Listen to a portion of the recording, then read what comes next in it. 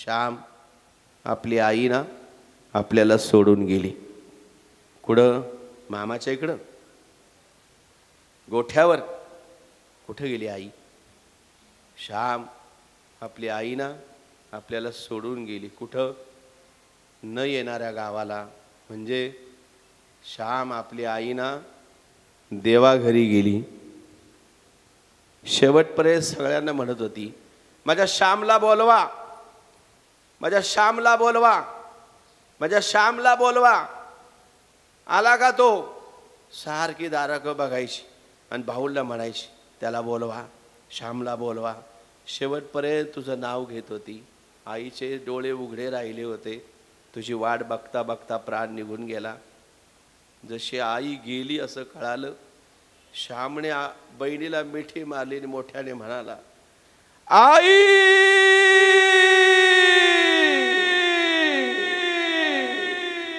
आई.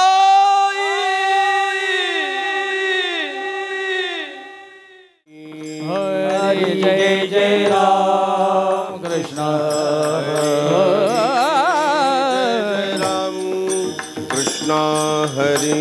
हरी जय जय राम कृष्ण हरे. जय जय राम कृष्ण हरी.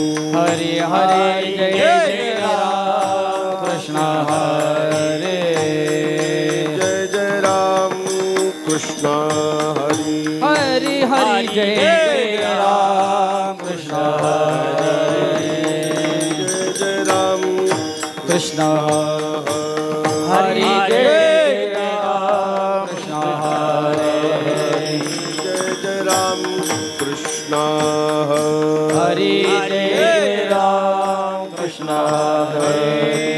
जय जय राम कृष्ण हरी जय जय राम कृष्ण हरे. जय जय राम कृष्ण हरी हरी जय राम कृष्ण हरी. जय जय राम कृष्ण हरे. जय जय राम कृष्ण जय जय राम कृष्ण हरि जय राम कृष्ण जय राम कृष्ण हरि जय राम कृष्ण हरे. जय जय राम कृष्ण जय जय राम कृष्ण जय जय राम कृष्ण जय जय राम कृष्ण जय जय राम कृष्ण जय जय राम हरि जय जय राम हरि जय जय राम हरि जय जय राम हरि जय जय राम हरि जय जय राम हरि जय जय राम हरि जय जय राम जय जय राम हरि जय जय राम जय जय राम कृष्ण हरि जय जय जय राम कृष्ण. सुख झाले ओ साजनी, सुख झाले ओ साजनी, सुख झाले ओ साजनी. रूप पाहता लोचनी सुख झाले ओ साजनी. सुख झाले ओ साजनी सुख झाले ओ साजनी. रूप पाहता लोचनी सुख झाले ओ साजनी, सुख झाले ओ साजनी, सुख झाले ओ साजनी. रूप पाहता लोचनी ओ साजनी सुख झाले ओ साजनी सुख झाले ओ साजनी. हा विठ्ठल बरवा तोहा माधव बरवा, तोहा माधव बरवा, तोहा माधव बरवा. तोहा विठ्ठल बरवा तोहा माधव बरवा.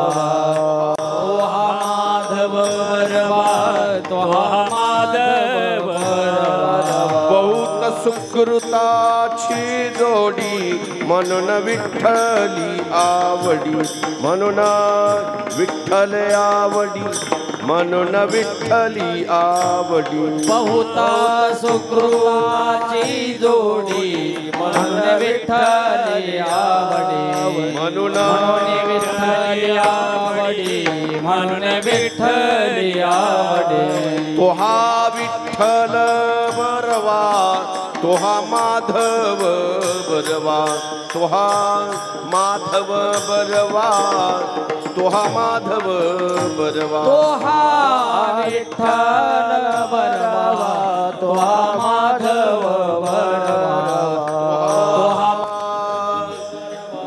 तोहा माधव बरवा सर्व सुखाचे आगर सर्व सुखाचे आगर सर्व सुखाचे आगर सुखाचे सर्व सुखाचे आगर सर्व सुखाचे सर्व सुखाचे आगर बाप रखुमा देवीवर बाप रखुमा देवीवर बाप रखुमा सर्व सुखाचे आगर बाप रखुमा देवीवर बाप रखुमा देवीवर बाप रखुमा देवीवर विठ्ठल बरवा तोहा विठ्ठल बरवा तोहा विठ्ठल बरवा विठ्ठल बरवा विठ्ठल बरवा विठ्ठल बरवा तोहा माधव बरवा तोहा माधव बरवा तोहा माधव बरवा तोहा विठ्ठल बरवा तोहा माधव बरवा तोहा माधव बरवा तोहा माधव बरवा जय राम कृष्ण हरी जय राम कृष्ण हरी जय राम कृष्ण हरे जय राम कृष्ण जय राम कृष्ण हरे जय राम कृष्ण जय राम कृष्ण जय राम कृष्ण जय राम कृष्ण जय राम कृष्ण हरी जय राम कृष्ण जय राम कृष्ण हरी जय राम कृष्ण हरी जय राम कृष्ण हरी जय राम कृष्ण हरि जय राम कृष्ण राम कृष्ण हरि जय राम जय राम लाल कुराचे हरे हित कोराचे हित वाहे माऊलीचे चित्त वाहे माऊलीचे चित्त वाहे माऊलीचे चित्त वाहे माऊलीचे चित्त वाहे माऊलीचे चित्त वाहे माऊलीचे चित्त आले कुराचे हित आले कुराचे हित आले कुराचे हित आले कुराचे हित वाहे माऊलीचे चित्त वाहे माऊलीचे चित्त वाहे माऊलीचे चित्त वाहे माऊलीचे चित्त वाहे माऊलीचे चित्त वाहे माऊलीचे चित्त आईसी कळवळ्याची जाती आईसी कळवळ्याची जाती आईसी कळवळ्याची जाती आईसी कळवळ्याची जाती करीला भाविन प्रीती करीला भाविन प्रीती करीला भाविन प्रीती करीला भाविन प्रीती करीला भाविन प्रीती करीला भाविन प्रीती पोटी भार वाहे पोटी भार वाहे हे पोटी भार वाहे पोटी भार वाहे त्याचे सर्वस्वई साहे त्याचे सर्वस्वई साहे त्याचे सर्वस्वही साहे त्याचे सर्वस्वही साहे सर्वस्वही साहे त्याचे सर्वस्वही साहे आईसी कळवळ्याची जाती आईसी कळवळ्याची जाती आईसी कळवळ्याची जाती आईसी कळवळ्याची जाती करीला भाविन प्रीती करीला भाविन करीला भाविन प्रीती करीला भाविन प्रीती करीला भाविन प्रीती करीला भाविन तुका म्हणे माझे तुका म्हणे माझे हे तुका म्हणे माझे तुका म्हणे माझे तुम्हा संतावरी ओझे तुम्हा संतावरी ओझे तुम्हा संतावरी ओझे तुम्हा संतावरी ओझे संतावरी ओझे तुम्हा संतावरी ओझे आईसी कळवळ्याची जाती आईसी कळवळ्याची जाती आईसी कळवळ्याची जाती करीला भाविन प्रीती करीला भाविन प्रीती करीला भाविन प्रीती करीला भाविन प्रीती ला भाविन प्रीती करीला भाविन प्रीती रखुमाई जय ठोबा रखुमाई हरि जय ठोबा रखुमाई ठोबा रखुमाई रखुमाई रखुमाई रखुमाई रखुमाई रखुमाई रखुमाई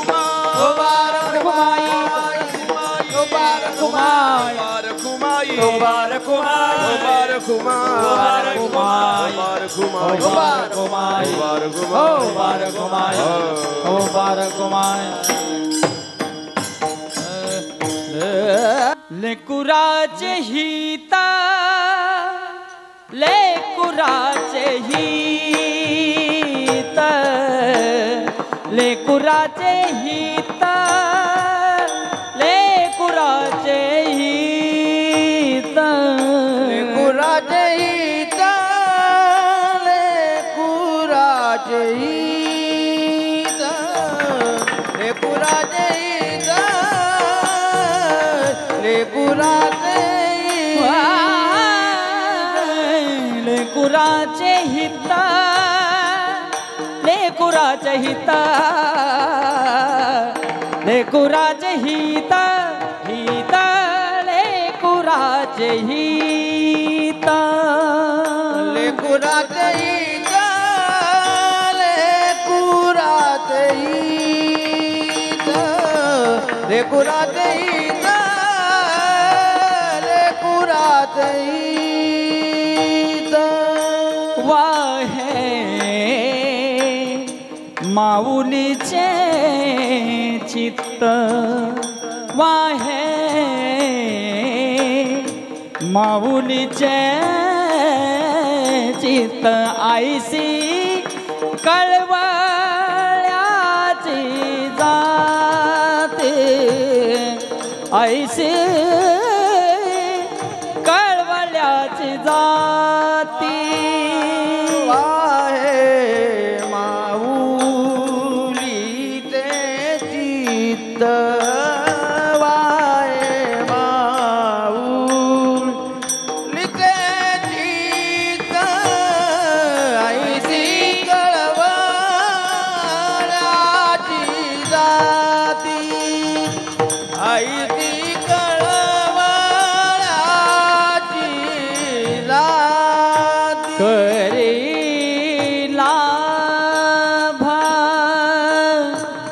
भावीण प्रीत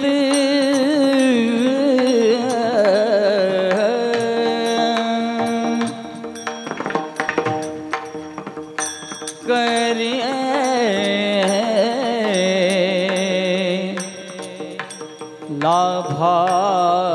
लाभावीण प्रीती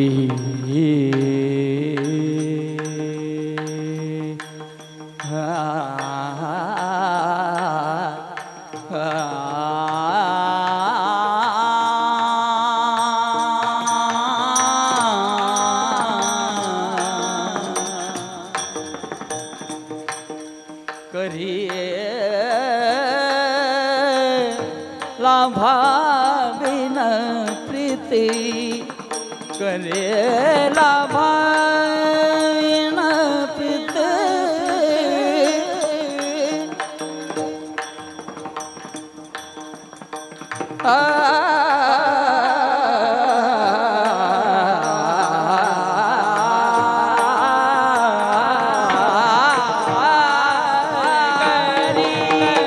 करीला भविन प्रीती करीला भा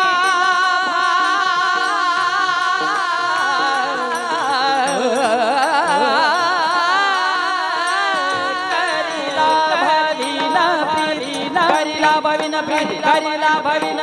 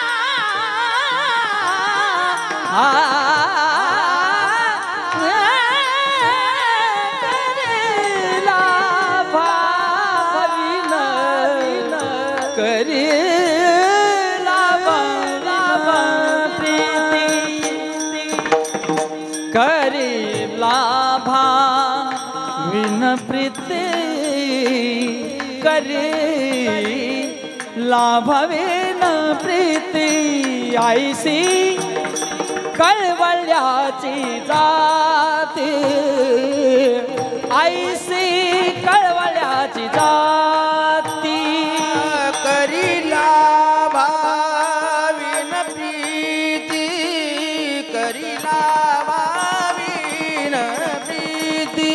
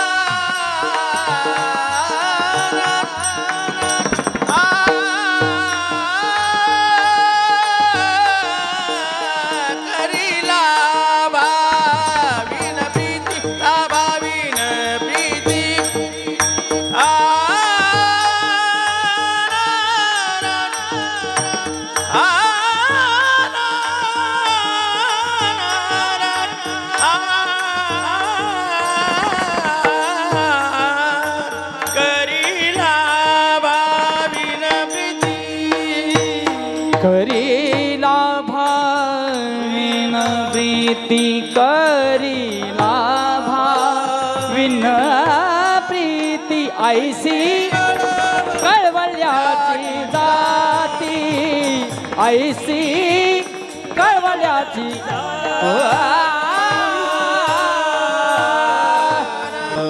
विठ्ठल विठ्ठल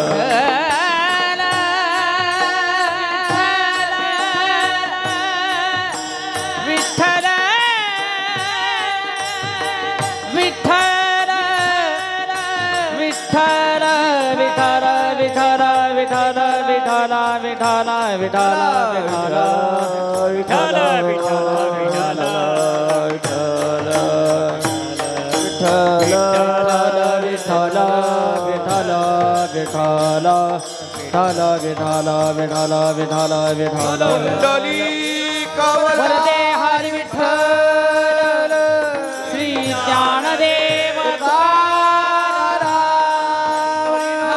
भगवान की जय ज्ञानेश्वर महाराज की जय तुकाराम महाराज की जय चंद्र भगवान की जय पवन सुत हनुमान की जय शिवाजी महाराज की जय संभाजी महाराज की जय निवृत्तीनाथ महाराज की जय मंगलमूर्ती मोरया हित वाहे माऊलीचे चित्त लेकुराचे हित वाहे माऊलीचे चित्त ऐसी कळवळ्याची दाती करी लाभावीन प्रीती पोटी भार वाहे त्याचे सर्वस्वई साहे ऐसी कळवळ्याची जाती करी लाभावीन प्रीती तुका म्हणे माझे तुम्हा संतावरी ओझे ऐसी कळवळ्याची जाती करीला भावीन प्रीती पांडुरंगा करो प्रथम नमन पांडुरंगा करो प्रथम पांडुरंगा करो प्रथम हरी पांडुरंगा करो प्रथम दुसरे चरण संताची दुसरे चरण संताची दुसरे चरण संताची त्यांच्या कृपादाने कथेचा विस्तार त्यांच्या कृपादाने कथेचा विस्तार त्यांच्या कृपादाने कथेचा विस्तार त्यांच्या कृपादाने कथेचा बाबाजी सद्गुरुदास तुका बाबाजी सद्गुरुदास तुका बाबाजी सद्गुरुदास तुका विघ्नेश्वराय वरदाय सुरप्रियाय लंबोधराय सकलाय जगद्विताय नागानरणाय श्रुतियज्ञ विभूषुदाय गौरीसुताय गणनाथ नमो नमस्ते सर्वमंगलमंगल्ये शिवे सर्वार्थसाधिके शरण्यत्र्यंबक गौरी नारायणी नमोस्तुते चौक भरिला आसनी चौक भरियेला आसनी चौक भरेला आसने चौक भरेला आसने चौक भरियेला आसनी चौक भरियेला आसनी चौक भरेला आसने चौक भरेला पाचारिणी कुलस्वामिनी पाचारिणी स्वामिनी पाचारिणी कुलस्वामिनी पाचारिणी कुलस्वामिनी वैकुंठवासिनी वैकुंठवासिनी वैकुंठवासिनी वैकुंठवासिनी जाऊन धडकरी धावणी धडकरी येई धावणी धडकरी रंगायई वो विठाई रंगायई वो विठाई रंगायई वो विठाई रंगायई रंगायई ओ विठाई रंगायई ओ विठाई रंगायई ओ विठाई रंगायई ओ विठाई कुराचे हित वाहे माऊलीचे चित्त ऐसी कळवळ्याची जाती करी लाभावीन प्रीती प्रसंगी कीर्तन रूपी सेवेसाठी निवडलेला अभंग महाराष्ट्राचं भूषण वारकरी संप्रदायाचं आराध्य दैवत जगदवंद्य जगदमान्य जगदविलास जगदाधार जगदमान्य जगद्गुरु संत श्रेष्ठ तुकोबारायांचा अभंग आजच्या सेवेसाठी आपण निवडलेला आहे. सेवेचं निमित्त सेवेचं कारण सेवेची वेळ जमलेल्या सर्व मायबाप्पांच्या लक्षात आलेली आहे. एक आदर्श माता एक आदर्श गृहिणी एक आदर्श पतिव्रता कैलासवासी गंगा भागीरथी भागुबाई भीमाजी कतवारे या माऊलीच्या प्रथम वर्ष श्राद्धाच्या निमित्ताने आजचं हे कीर्तन आहे. या माऊलीविषयी जेवढं बोलावं तेवढं फार कमी पडेल एवढा मोठा या माऊलीचा त्याग आहे, या आईचा त्याग आहे. अगदी या माऊलीचे सुपुत्र शिवाजी दादा भीमाजी पाटील कतवारे आणि गंगा भागीरथी मंगलाताई बाबाजी पाटील जाधव आदरणीय या माऊलीचे सुपुत्र शिवाजी दादा अगदी 1.5 वर्षाचे असताना आणि या माऊलीची कन्या मंगलताई अवघी एक 1.25 महिन्याची असताना दादांचं या माऊलीच्या मुलाचं वय 1.5 वर्ष आणि मुलीचं वय अगदी 1.25 वर्षाचंच वय म्हणायला काय हरकत नाही. 1.25 महिन्याचीच मुलगी तर बापाचं जाणं झालं. आणि या माऊलीचं आदरणीय आजीचं भागुबाईचे पती यांनी हे लोकाची यात्रा संपवली तेव्हा एवढीशी लहानशी ही लेकरं घेऊन या माऊलीच्या प्रपंचाची सुरुवात वाताहात. सासूबाईचा आधार आजीचा आधार मिळाला आणि या कुटुंबातील सेवा करताना अगदी शून्यातून प्रपंच उभा करताना आज मला या भागातून येताना आता रस्ते बरे आहेत इंग्रजांच्या काळात आणि त्या काळात 72च्या अगोदर काय अवस्था असणार आहे. माझा त्यावेळी जन्मही नाही, मी 74चा जन्म आहे माझा. म्हणजे त्या काळचा तो काळ, कुठलाही लाईटची व्यवस्था नाही. आवाज वाढू नको मला. लाईटची व्यवस्था नाही, पाण्याची व्यवस्था नाही, रस्ते नाही, शेती अगदी खडतर. ती करून घेताना कष्टाशिवाय पर्याय नाही.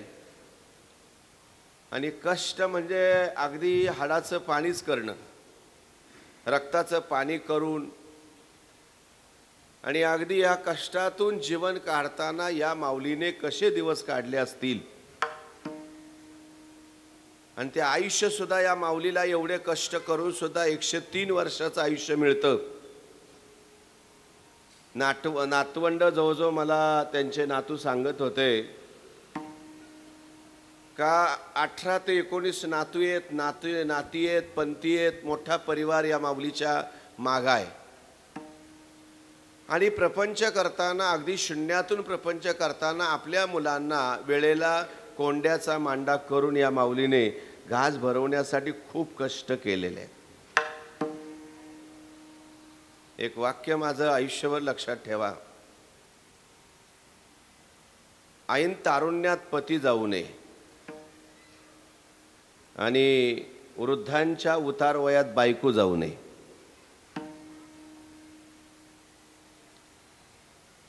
कारण ऐन तारुण्यामध्ये पती गेल्यानंतर त्या माऊलीने प्रपंच करताना ज्याच्या नावाने मस्तकावर कुंकू लावले त्याच्याशी एकनिष्ठ अगदी शेवटचा श्वास घेईपर्यंत तिला सातत्याने सीतेसारख्या परीक्षा द्याव्या लागतात.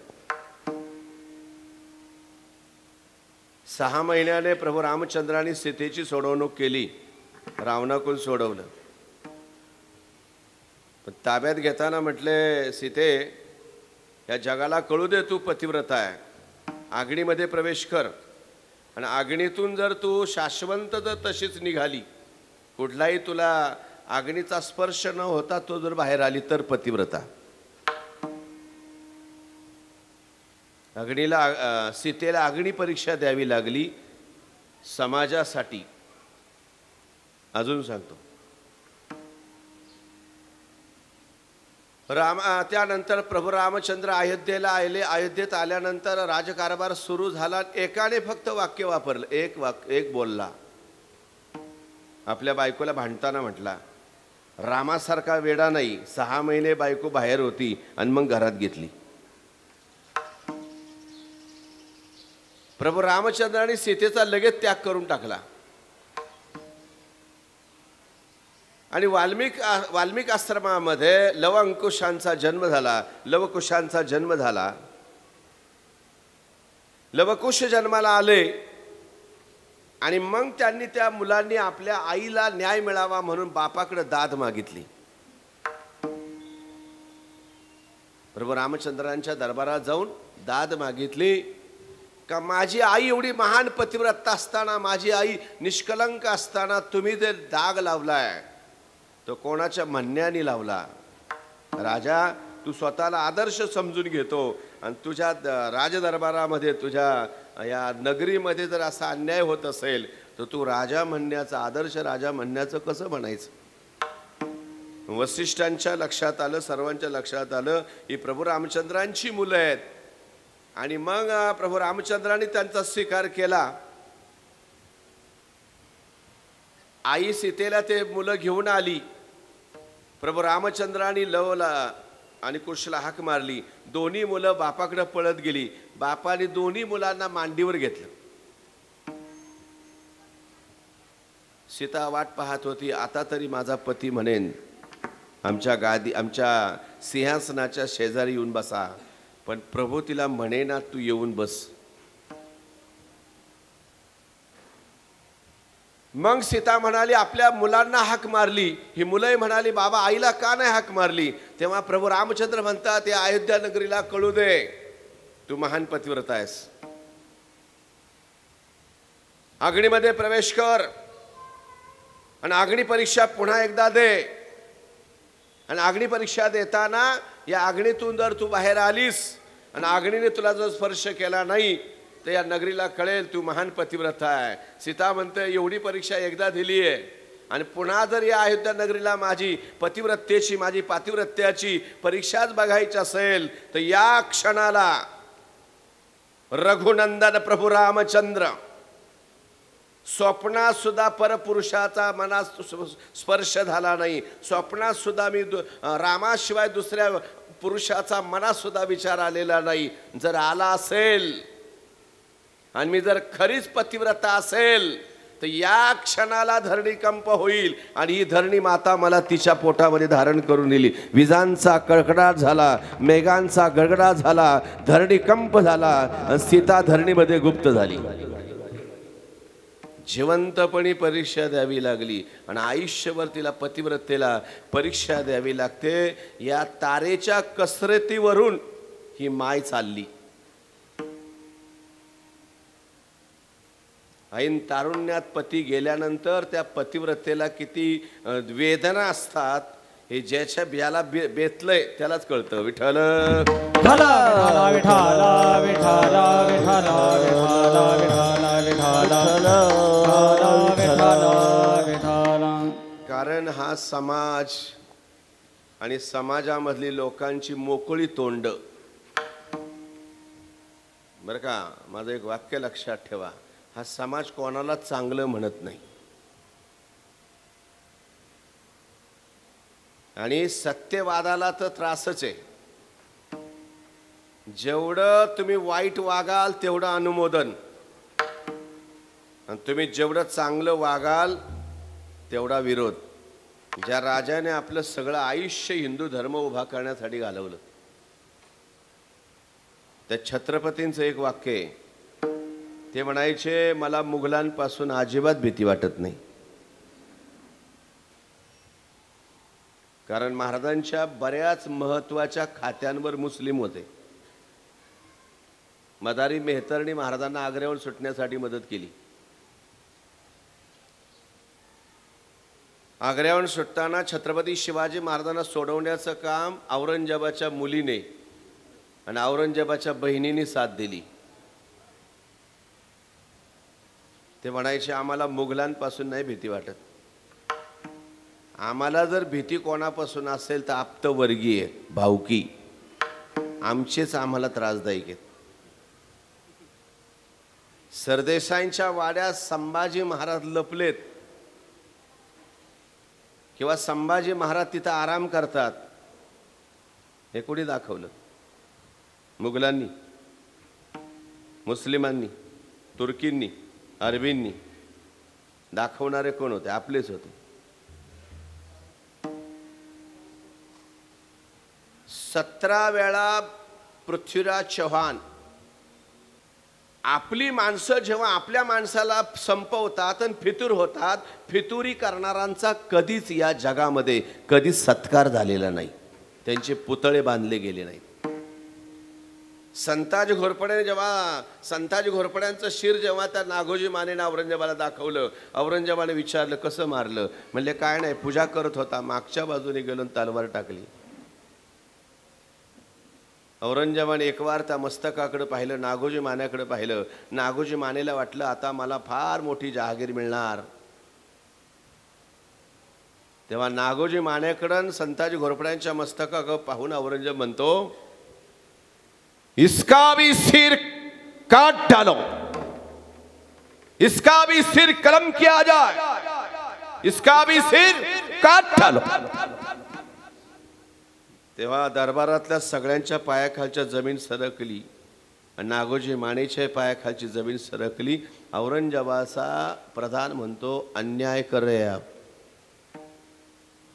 औरंगजेब म्हणतो यही न्याय है, यही न्याय है. म्हणजे असं कसं होईल हा न्याय? त्यावेळेस औरंगजेब म्हणतो या संताजी घोरपड्याला पाहून पाणी सुद्धा घोडी पित नव्हती. पाणी पिताना पाण्यात सुद्धा संताजी घोरपड्याचा दरारा घोड्यांना होता.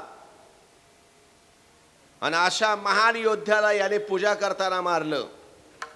मारल्याबद्दल दुःख नाही, एक मराठा एका मराठी माणसाला काही गावाच्या वतनासाठी जर आपली माणसं पूजा करत मारत असेल तर उद्या मलाही नमाज पडावं लागतं. ही लोक मला कशावर मारणार नाही, याच्यापेक्षा ही जात मारलेली बरी. फितुरी करणाऱ्यांचा कुणीच सत्कार केला नाही, इंग्रजांनी केला नाही आणि कुणीच केला नाही. म्हणून वाईट करणाऱ्यांचा शेवट हा वाईटच होतो आणि सज्जनांचे मात्र चिरकाल जोपर्यंत चंद्र सूर्य आहे तोपर्यंत ती देहानी नसतात पण त्यांच्या कीर्तीने असतात. विठ्ठल विठ्ठल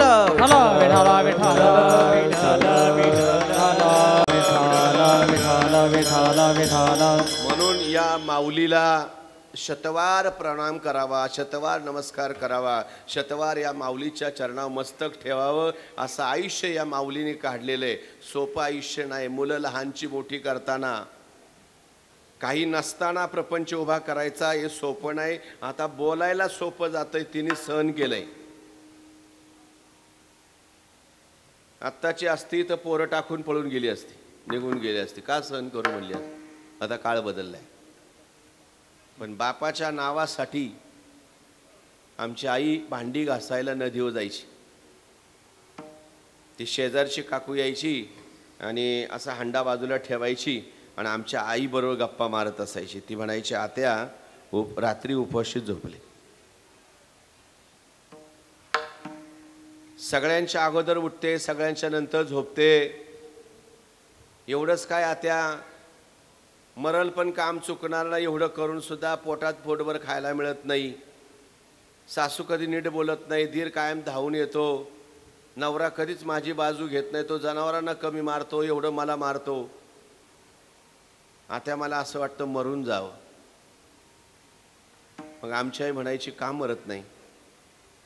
इथं पुढं जायचं आणि जीव द्यायचा.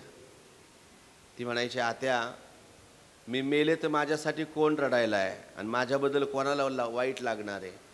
माझं काय असणं का नसणं सगळ्यांना सारखं आहे. मी असले तरी नसले तरी काही फरक पडणार नाही कोणाला. आता उद्याही मी मरून जाईल. रोज वाटतं नदीवर आलं का जीव द्यावा, पण मला मरता नाही येत आत्या. मग आमची आई म्हणायची, का मरत नाही? पोरांमुळं.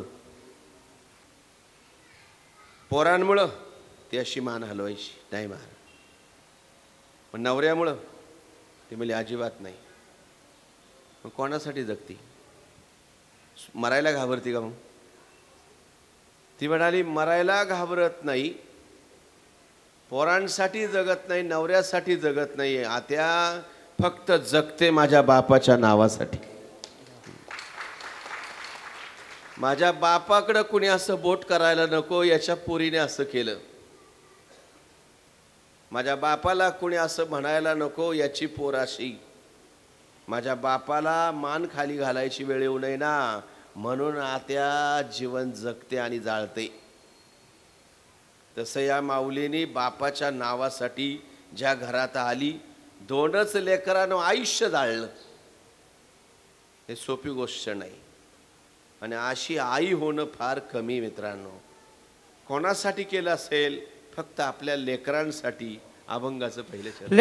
लेकुराते हित, लेकुराते हित, लेकुराते हित, लेकुराते हित, लेकुराते हित, लेकुराते हित, लेकुराते लेकुराचे हित, लेकुराचे हित, लेकुराचे हित, लेकुराचे हित, लेकुराचे हित, लेकुराचे हित, लेकुराते हित, लेकुराते हित, लेकुराते हित, लेकुराते हित, लेकुराचे हित, लेकुराचे हित, लेकुराचे हित, लेकुराचे हित. माऊली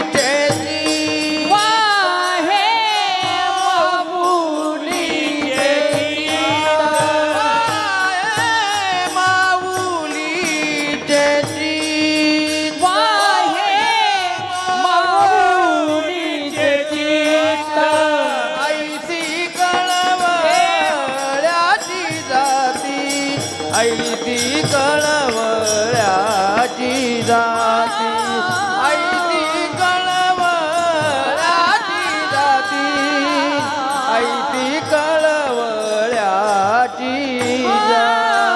ऐसी कळवळ्याची जाती ऐसी कळवळ्याची ऐसी कळवळ्याची जाती ऐसी कळवळ्याची जाती लेकुराचे हित वाहे माऊलीचे चित्त केवळ आपल्या लेकराच्या कल्याणासाठी जे आपलं आयुष्य झिजवते तिचं नाव असतं आई. या मातेविषयी जेवढं बोलावं तेवढं कमी आहे. या माऊलीची सेवा करण्याची संधी मला जे आज प्राप्त होते ते माझे परमार्थप्रेमी परमस्नेही माझे मित्र सुभाषराव हरिभक्तीपरायण सुभाष महाराज आडनाव बेनके नाही का, यांच्या प्रेमास्तव अनेक वेळा या भागात येण्याचा योग आला. आमचे बऱ्याच दिवसांनी पाटलांची विठ्ठल विठ्ठल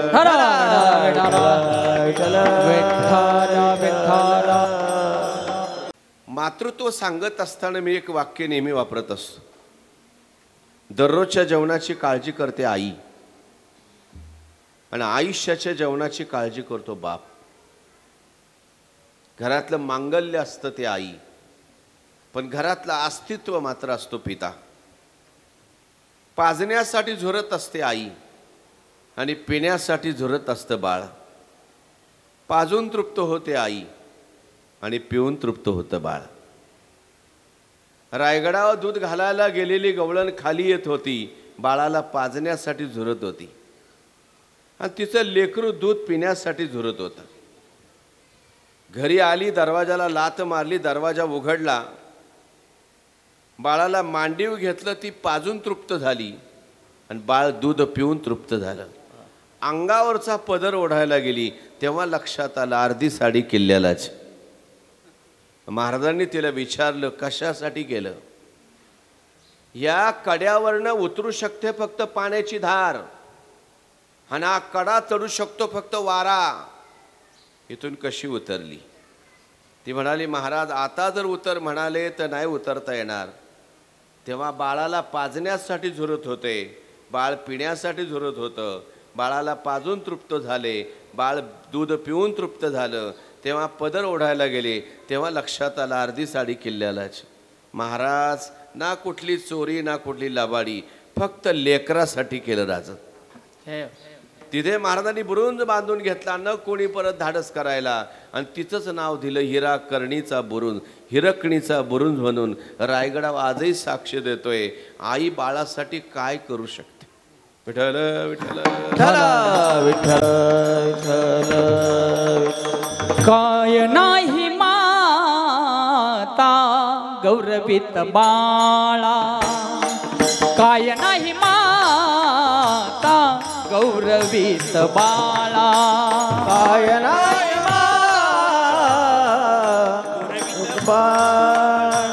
काय नाही माता गौरवित हो, काय नाही माता गौरवित बाळा, काय नाही माता गौरवित बाळा, काय नाही माता गौरवित बाळा, काय नाही माता गौरवित बाळा, काय नाही लळा पाळीत ते, काय नाही लळा पाळीत ते, काय नाही लळा पाळीत ते, काय नाही लळा पाळीत ते, काय नाही लळा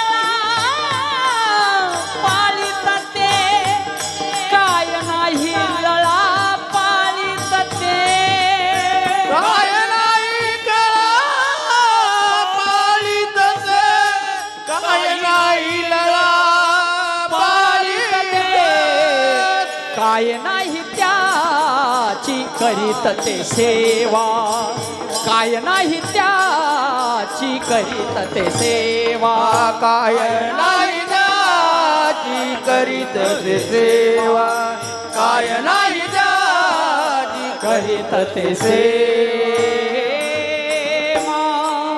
करणारे व्यक्तिमत्व जर असेल तर ते फक्त मातृत्व आहे, ज्याला आईबद्दल आदर आणि प्रेम आहे. जो आई महिन्यावर सांभाळतोय त्याला काय कळणार आहे? जो तिची मरायची वाट बघतोय त्याला काय कळणार आहे? ती मरावी आणि तिची प्रॉपर्टी मला मिळावी याचा आग्रह करणारे बरेच आहेत. माझ्या मित्राच्या आई वारली मित्रा, आणि तिच्या अंत्यविधीला मी गेलो. तर ते म्हटले महाराज थोडा वेळ लागणार आहे का, आमची बहीण यायची. त्या बहिणीची वाट बघता बघता रात्री 10 वाजता ती आली. 11 वाजता अंत्यविधी सुरू झाला. स्मशानात आम्ही आलो. सरपण मांडून झालं, आईला त्याच्यावर ठेवलं, सरपण रचून झालं आणि पाणी पाजायला सगळी लोक गेली. पाणी पाजून झालं आणि तेवढ्यात भावाने त्या म्हातारीच्या मुलाने मडकं बाजूला ठेवलं, चंदनाचा पाला आईच्या मुखावर ठेवला आणि आता गौरी ठेवायची. तर तेवढ्यात ती ज्या मुलीची आम्ही वाट बघत होतो ना, त्या म्हातारीच्या मुलीची, त्या पोराची बहीण पळत आली, माझ्या मित्राची बहीण पळत आली. म्हणली थांबा. त्याला म्हणली थांब रे. तो म्हणला का काका, आम्हाला वाटलं तिला आईचं मुख बघायचं असेल. म्हणलं का काका. म्हणली थांबा जरा, लगेच गौरी ठेवू नका. म्हणलं का नको गौरी ठेवायला. थांबा महाराज. म्हणलं का. आईचे दागिने काढायचे राहिलेत, आईचे दागिने काढून घ्या आणि मग अग्नी टाक द्या. तेवढ्यात तो भाऊ म्हटला आईचे दागिने काढायचे नाही, तिच्याबरोबर जाऊ दे. तिने काय आपल्यासाठी कमी केलंय, तिचं तिला राहू दे, जाऊ दे, तुलाही कमी नाही मलाही कमी नाही, आईचे दागिने आईबरोबर जाऊ दे. ती म्हणली तू गप्प बस. आई गेल्यानंतर आईच्या दागिन्यांवर मुलींचा अधिकार असतो, ते दागिने आम्हाला पाहिजे. तो म्हटला महाराज दागिने काढायचे नाही. ती म्हणायची काढल्याशिवाय अग्निडाग द्यायचं नाही. मग आम्ही सगळे एकत्र आलो. म्हटलं तुमचा काय वाद असेल तो 10वा झाल्यावर बघा, दागिने काढा. मग त्या आईची वजरती, पुतळ्या, कानातले कुंडल, हातातल्या बांगड्या, त्याच्यानंतर बोटातल्या अंगठ्या, ते सगळं काढलं. माझ्या रुमालात मी धरलं आणि म्हणलं आता विधी करा. विधी झाला. विधी झाल्यानंतर त्याच्या घरी ते दागिने द्यायला मी गेलो. मला सांभाळा, 10वा झाल्यावर काय असेल ते विचार करा. पण तेवढ्यात मी त्याला म्हटलं मित्रा, मला आज तुला मित्र म्हणायची लाज वाटली, आईच्या दागिन्यांसाठी भांडत बसला. तो म्हटला महाराज तुम्हाला माहीत नाही, या बहिणीला 100 वेळा फोन करायचा, अक्का आईला आजारी आहे. ती म्हणायची माझ्या पोराची परीक्षा चालू आहे. अक्का आई आजारी आहे. ती म्हणायची यांना रजा नाही आहे. महाराज ती आज आली आहे ना, ती आईसाठी नाही आली, आईच्या दागिन्यांसाठी आली. अजिबात तिला द्यायचं नाही. तिला म्हटलं हा तुमचा घरगुती प्रॉब्लेम तुम्हाला माहिती, पण समाज तुला नाव ठेवत होता येड्या. आणि म्हटलं नाहीतरी काय जळून त्याची राखच झाली असती, ते काय सोनं स्वर्गात गेलं असतं, आईने काय बरोबर नेलं असतं का, त्याची राखच झाली असती. तो म्हटला महाराज तुम्ही कशाला मध्यस्थी करायची, दागिने नसते जळाले, माणूस जळतं पण सोनं जळत नाही, तुम्हाला माहिती का. उद्या हस्ती गोळा करता करता सोन्याचे गोळे मला सापडले असते, म्हणून म्हणत होतो काढू नका. अशा नालायकांना काय आई सांगता. ती मरावी, तिची एकरभर जमीन मला मिळावी, ती मरावी, तिचे दागिने मला मिळावेत, हे अपेक्षा ठेवून जो सांभाळ करतो ना, त्याने किती मोठा डोक्याला गंध लावला आणि किती मोठेपणा दाखवला, तर भगवंताच्या दरबारात तो मोठा अपराधी गुन्हेगार आहे. तो दरबारात देवाच्या माप कधी होणार नाही. कारण का, विश्वाचा जनिता, विश्वाचा जनिता, विश्वाचा जनिता, विश्वाचा जनिता. यशोदेसी म्हणे माता, यशोदेसी म्हणे माता, यशोदेसी म्हणे माता, यशोदेसी म्हणे माता, यशोदेसी म्हणे माता, यशोदेसी म्हणे माता. विश्वाचा जनिता, यशोदेसी म्हणे माता, यशोदेसी म्हणे माता, यशोदेसी म्हणे माता.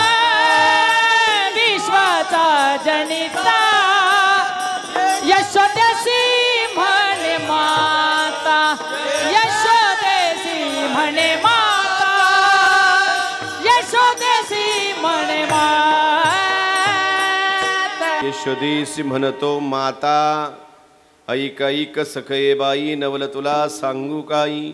त्रैलोक्याचा धनी यशोदेस म्हणतो आई, नवल केवडे नकळे कानोबाचे कोडे. जेडे पृथ्वी तृप्त केली त्यास यशोदा भोजन घाली. आई घराकडे चल मला जीव घाल, तूप लावून भाकर करी. वर वांग्याची वांगे भाजून भरीत करी. वर कांद्याची कोशिंबिरी. मला जीव घाल यशोदे, घराकडे चल मला जीव घाल. नाही का? काय देवा घरी न मिळे अन्न, तो यशोदेला म्हणायचं आई घराकडे चल आणि मला जीव घाल. स्वर्गामध्ये पंचपक्वान्न नव्हे, म्हणेल ते चविष्ट अन्न आहे का ज्या चवी तुम्ही मी चाखल्या नाहीत. अमृतासारखं गोड अमृत ते टाकून तो खाली आला. का? स्वर्गामध्ये भरपूर आहे. कल्पतरूच्या बागात, चिंतामणीच्या सडकात भरपूर, यापेक्षाही सुखद आनंद स्वर्गात आहे. पण एवढा मोठा सुखद आनंद असून स्वर्गामध्ये आई नाही, वैकुंठात आई नाही, ब्रह्मलोकात आई नाही. म्हणून त्या आईचं प्रेम अनुभवण्यासाठी तो यशोदे पुढे रांगला. तळवे तळहात टेकीत, डाव्या गुडघ्याने रांगत, रंगडी रंगणात तोम्या देखीला गे से. ज्याने भूक निर्माण केली तो यशोदेला म्हणतोय भूक लागली आई. कशाची? आईच्या प्रेमाची. मित्रांनो, हॉटेलमध्ये मिळतं ना ते अन्नच असतं. हॉटेलमध्ये मिळतं ना ते अन्नच असतं. वेटर वाढतो ना ते पण अन्नच असतं, तोही वाढणाराच माणूस असतो. घरी आई बनवते ना ते अन्नच असतं, वाढणारी आई सुद्धा माणूसच असतं. फक्त वाढण्यातला फरक बघा. वाढणारा वेटर वाढत राहतो, आग्रह करत राहतो, सातत्याने तुम्हाला वाटतं माझ्यावर फार या वेटरचं लक्ष आहे, फार माझी काळजी घेतोय, म्हणून टिपमध्ये आपण त्याला पैसे देतो. जो वेटर तुम्हाला वाढतो, सातत्याने तुमची काळजी घेतो, तुमचा शब्द झेलून धरतो, याच्या मागचं कारण काय असेल माहिती का? वेटर वाढत असतो बिल वाढावा म्हणून, आणि आई वाढत असते लेकरू वाढावं म्हणून. नाही मला राहिलं तरी चालेल, माझा बाबा जेवला मी जेवले बाळा, माझं झालं जेवण. मी रात्री ना कधी जर गेलो ना आमच्या घरी, रात्री कीर्तनाहून 2:30-3 वाजता जायला, रात्री 1:30 वाजता मी आलो आणि माझ्या टिपॉयच्या, माझ्या बेडच्या शेजारी टिपॉय आहे, त्याच्यावर जेवण वाढलेलं असतं. इकडं काही कुठे व्यवस्थित नाही पोट भरलं तर घरी गेल्यावर घरच्यांना वाटतं जरा हे काही खातील, म्हणून मी ते ताट उघडलं रात्री. त्याच्यात त्या भोपळ्याच्या गोड पुऱ्या होत्या. आमच्याकडे त्याला भोपळ घारी म्हणतात, मला त्याला आवडतात. मी ताट उघडलं, त्या बाकीचे डाळ भात चपाती ते मी काय पाहिलं नाही. महाराज त्या पुऱ्या उचलली, एक अशी कुरतडली, अर्ध्याच्यावर कुरतडली, आणि तेवढ्यात बायकोला विचारलं कुणी ठेवल्यात आणि कुणी केल्या. तिने फार छान उत्तर दिलं. ती म्हणली तुमच्या आईने केल्यात, खा. ते बोलणंही वेगळंच असतं मला, नाही का? तो आवाज, तो टोन, काय असेल दुश्मनी काय माहिती. किती आईसारखा जीव लावला तरी तिच्या वाट्याला सासू शब्द आला. माझी आई सासूरवास आज क्षणिकही करीत नाही, पण तो टोन मला ऐकल्यावर तिच्या लक्षात आलं हिच्या मनात काय आहे ते. पण पुरी कुरतडताना मग तिच्या बोलण्याकडे दुर्लक्ष केलं बायकोच्या. पण पुरी कुरतडताना माझ्या एक गोष्ट लक्षात आली मित्रा. काय आलं माहिती का? मी असा विचार केला, मी ज्या गावात कीर्तन करत होतो त्यावेळेस घरातले जेवायला बसले होते. सगळे मनमुराद आपल्या भुकेचा स्वाद घेत होते, पण माझ्या आईला आठवण झाली होती याला पुऱ्या आवडतात. तिने माझ्यासाठी 6 काढून ठेवल्या होत्या. घासातला घास आपल्या लेकरासाठी जी काढून ठेवते ना तिचं नाव असतं आई. ईश्वर प्रेम करतो सज्जनांवर. ईश्वराने प्रेम कुणावर केलं? सज्जनांवर प्रेम केलं, दुर्जनांवर नाही केलं. दुर्योधन कसा मारता येईल शेवटपर्यंत प्रयत्न करत होता कृष्ण, पण दुर्योधनासारखा नालायक मुलगा कसा वाचवता येईल प्रयत्न करत होती गांधारी आई. कसा मारता येईल प्रयत्न करतोय देव, कसा वाचवता येईल माझा मुलगा प्रयत्न करत होती आई. जगाला नालायक असेल, समाजाला नालायक असेल, पण जिच्या नजरेत तो माझा सज्जन आहे, माझा आहे, हे माझा शब्द जिच्याकडे लाभलाय ना, ते देवापेक्षाही श्रेष्ठ व्यक्तिमत्व, तिचं नाव आई आहे. विठ्ठल विठाला विठाला विठाला विठाला विठाला विठाला विठाला विठाला विठाला. आजच्या कीर्तनात मी जास्त नाही, थोडंच सांगून जाणार आहे, पण मुद्दे लक्षात ठेवा. मुद्देसूर सांगणार आहे, जास्त वेळ तुमचा अजिबात घेणार नाही. तुमची वाट कधी लागते ना, याची वाट बघणारे पुष्कळ आहेत. तुमची कधी वाट लागते, मग मी असो नाही तर तुम्ही असो, शेजाऱ्यांना, गावाला, मित्रांना तुमची कधी वाट लागते याची वाट बघणारे पुष्कळ आहेत. बऱ्याच जणांना तुमची वाट लागल्यानंतर आनंद आहे. तुमच्या बोरला पाणी लागलं नाही, आनंद. तुमच्या गाडीचा ॲक्सिडेंट झाला, आनंद. तुमच्या टोमॅटोचे पैसे झाले नाही, आनंद. सहज विचारतील, काय कसं काय यंदा, काय म्हणतात, टोमॅटो पैसे जास्त झाले तर विचारणार नाहीत, पण जर काय बाग वाया गेला आणि अंगावर आला का अख्खं गाव 50 वेळा विचारतं कसं काय.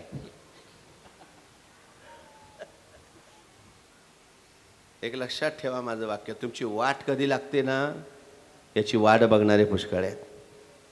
पण वाया गेलेलं पोरग आणि वाया गेलेली पोर कधी योग्य वाटेवी येते याची जिवंतपणी वाट बघते, नवल नाही, मेल्यावर सुद्धा बघते. मेल्यावर लोहगावला 10व्याचं प्रवचन होतं, काक स्पर्श काय होईना, पुण्यात. लोक म्हटले आमच्याकडे वेळ नाही लागत, आज काय झालं काय माहिती. भिंतीवरचे कावळे उतरायचे, आजूबाजूला चोचा मारायचे, पण त्या भाताच्या गोळ्या चोच मारीना. तेवढ्यात एक म्हातारी म्हटली घरी जा आणि त्या पोराला आणा.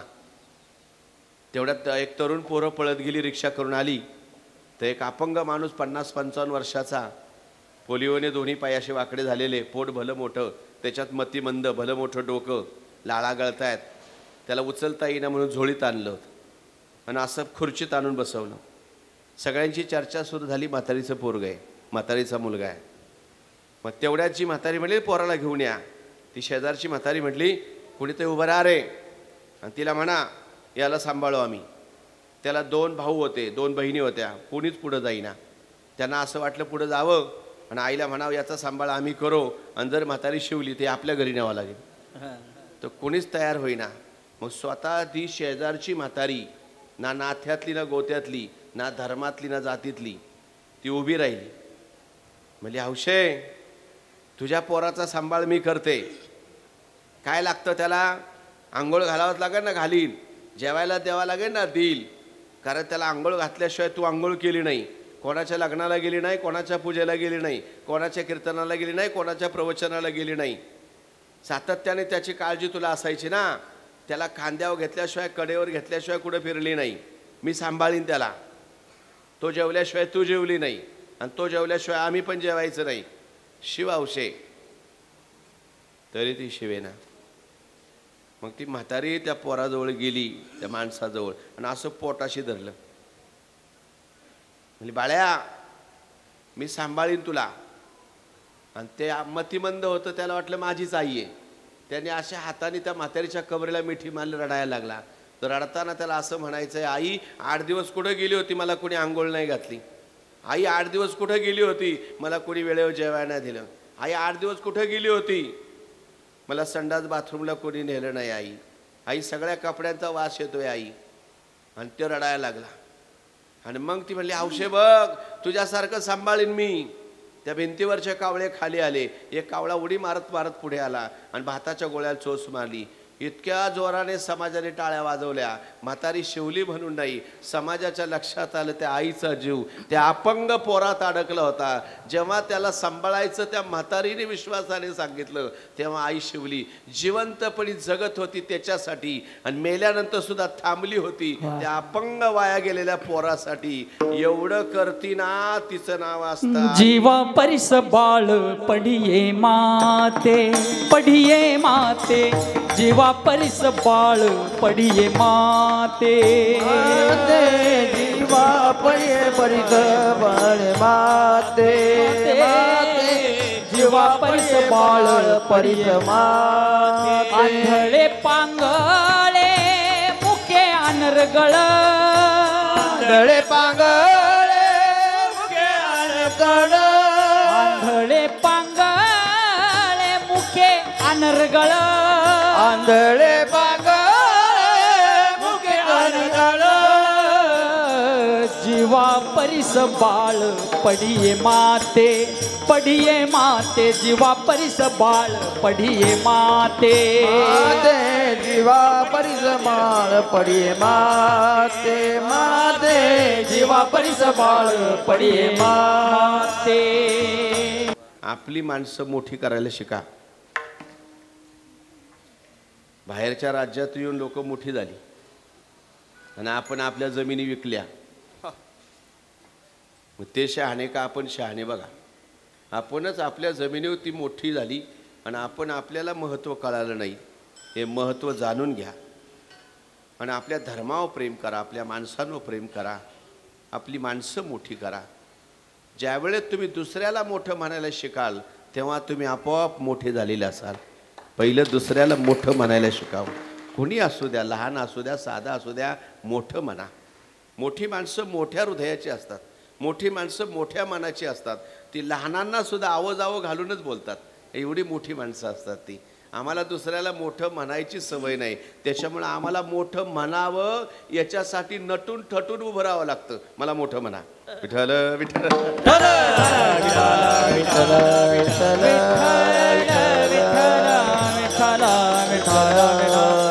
म्हणून निस्वार्थपणाने जेणे सातत्याने आपल्या लेकराचा विचार केला म्हणून आई देवापेक्षाही मोठी. म्हणून वैदिक प्रार्थनेत पहिला नमस्कार आईला आहे. मातृ पितृ देवो भव. पहिला नमस्कार आईला आहे, दुसरा नमस्कार बापाला आहे, तिसरा क्रमांकाला देव आहे. म्हणून किती मोठी आई बघा. म्हणून आता दुसरं एक वाक्य देतो. पहिलं वाक्य काय दिलं? तुमची वाट कधी लागते याची वाट बघणारे पुष्कळ आहे. तुमची वाट लागावी म्हणून प्रयत्न करणारे पुष्कळ आहे. पण वाया गेलेलं पोरगं, वाया गेलेले पोर कधी योग्य वाटेव येते याची वाट आईनच बघावं. जिचे पिढे बाळ प्राण तेज, ऐसा मातीचा स्वभाव, सूत्र दोरी एक जीव. आता दुसरं वाक्य देतो. जीवाचे कान करून ऐका एवढं वाक्य. हृदय पटलावर तुम्ही लिहून टाका, तुमच्या मोबाईलमध्ये सेव्ह करा. तुम्ही लिहायची सवय असेल तर आजच्या तारखेवर, आजच्या डायरीवर लिहून ठेवा. वाट बघणारे पुष्कळ आहेत, नाही का? तुमची वाट बघणारे पुष्कळ आहे. बायको वाट बघेल, स्वार्थ आहे. वेळेवर तिला विचार करू नका, मग बघा कशी आपटून वाढती. काय वेळेवर देऊ नका, नाही आपटून वाढलं तर मला येऊन भेटा. तुम्हाला वाटत असेल माझी बायको माझ्या आईपेक्षा मला जास्त जीव लावती, तुम्ही सगळ्या गरजा वेळेवर पुरवताय म्हणून. तिच्या हातावर पैसा टिकू नका, तिला वेळच्या वेळ साडी आणू नका, नाही आपटून वाढलं तर मला येऊन भेटा. पण आईला एकही रुपया देऊ नका. पण द्या, देऊ नका म्हणजे देऊ नका असं नाही, देऊन बघा. आईला फक्त 100ची नोट द्या आणि आईला म्हणा बाहेर चाललोय, राहू दे. ती म्हणा मला काय करायचंय, तू बाहेर निघालाय, असू दे. आणि किचनमध्ये जा, 500 रुपयाच्या 4 नोटा हातात धरा आणि बायकोला म्हणा धर ये 2000, 2 दिवस चाललोय. ती म्हणा एवढ्याने काय होणार आहे? मी 2000 देऊन सुद्धा एवढ्याने काय होणार आहे? 100 देऊन मला नको एवढी. किती फरक आहे, कळला का? बायकोला 15,000ची साडी आणा, पैठणी, येवल्याची पैठणी आणा, घेऊन जा. ती म्हणन कोणी शहाणपणा सांगितलं? काय म्हणन पहिली? कोणी शहाणपणा? आपण म्हणावं तुला आवडीने साडी आणली. तेव्हा आवडीने काय कलर आणलाय? आणली तर आणली, काय कलर घेऊन आले तर काय तुमची पसंती, काय साडी आणली? आईला फक्त 300 रुपयाची साधी साडी न्या, धर आई. ती म्हणे काय करायचं रे मला, कशाला आणलं, पहिलंच एवढी पडल्यात. आणि ती शेजारणीकडे घेऊन जाईन. शेजारी म्हणन माझ्या पोराने साडी आणली बघ. शेजारीन म्हणन काय साडी आणली? माशाचं जाळं तरी बरं. आणि काय त्याचं कौतुक करती? एवढा पैसा कमवतो तुला फक्त 200 रुपयाची 300 रुपयाची साडी आणली. ते आईचं वाक्य काय असेल माहिती का? त्याला काय खर्च कमी आहे? किती करतोय अगं घरासाठी.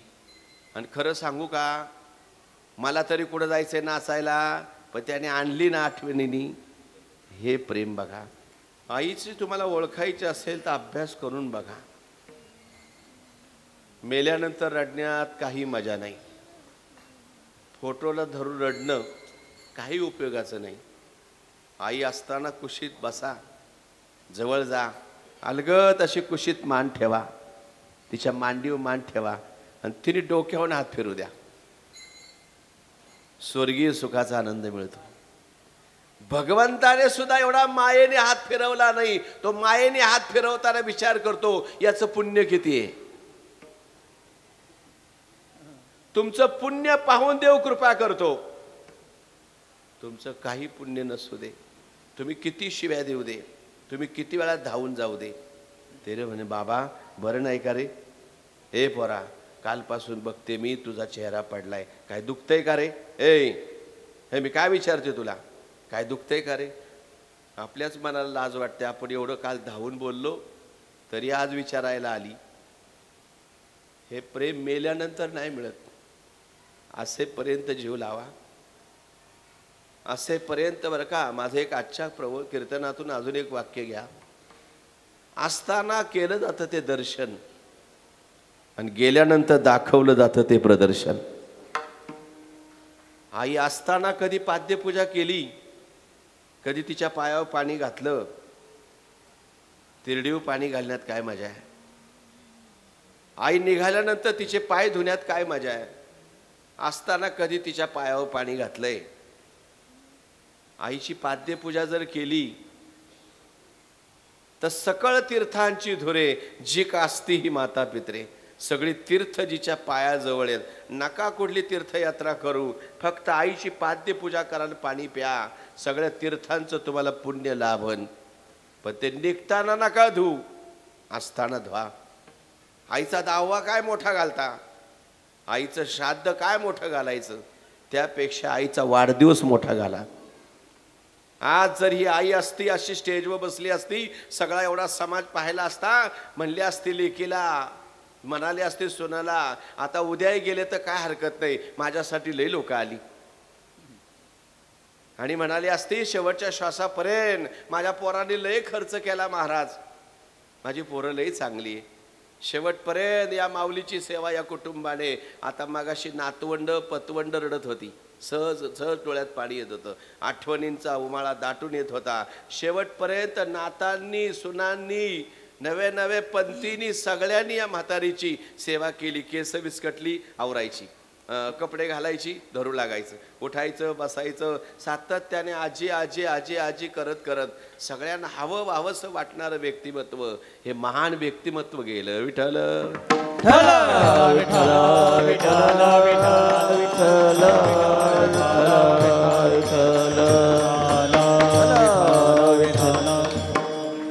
बोलून गेलो वाक्य मी. वाट बघणारे पुष्कळे, बायको वाट बघेल स्वार्थ आहे, सोयरे वाट बघतील स्वार्थ आहे, गाव वाट बघेल स्वार्थ आहे, मित्र वाट बघतील स्वार्थ आहे, पुढारी वाट बघतील स्वार्थ आहे. पण जिच्या वाट बघण्यामध्ये काही स्वार्थ नाही, तिचं नाव आई आहे. 15 दिवसापूर्वी मला हडपसरला 10व्याचं प्रवचन होतं पुण्यात. आता हडपसरला आमच्यापासून जायचं म्हणजे 120 किलोमीटर. तो विचार केला लवकर निघालं पाहिजे. लवकर निघायचं म्हणून लवकर उठलो, 5 वाजता उठलो, आंघोळ केली, पोशाख घातला आणि देवघरातून देवांना असा गंध लावत होतो. देवपूजा झाली, गंध लावायला लागलो, तेवढ्यात किचनमध्ये महाराज भांडी वाजली. भांडी वाजली म्हणून मला वाटलं मांजर आली का, मी असं पाहिलं तर आमची आई मला चहा करून द्यायला उठली. 75 ते 76 वर्षाचं वय आहे माझ्या आईचं. चालता येत नाही तिला, पण असा कडाप्पा पकडला होता किचन ओट्याचा, चहा पावडर साखर टाकत होती. मी तिला म्हटलं कशाला उठलीस, जा झोप जा, नकोय मला काही. तिने हात केला माझ्या, राहू दे. चहा घेऊन आली, चहा घेतला, रिकामी कप बशी देताना म्हटलं कशाला उठलीस, रस्त्याने घेतला असता चहा मी, कशाला उठायचं आई, दुखतात तुझे गुडघे.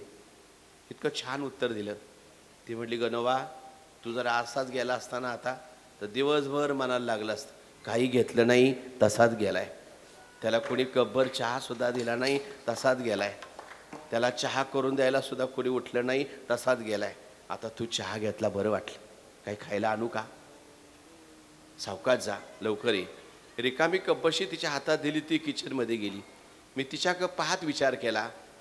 मी असा विचार केला, महाराज ज्यांच्यासाठी रात्रंदिवस पळतोय ते झोपलेत, ज्यांच्यासाठी पळतोय ते झोपलेत, ती बायको ती मुलं निवांत झोपलीत. मला कोणी विचारलं सुद्धा नाही कधीच निघालात आणि कधी येणार आहे, का इतक्या लवकर उठलात आणि कुठं निघालात.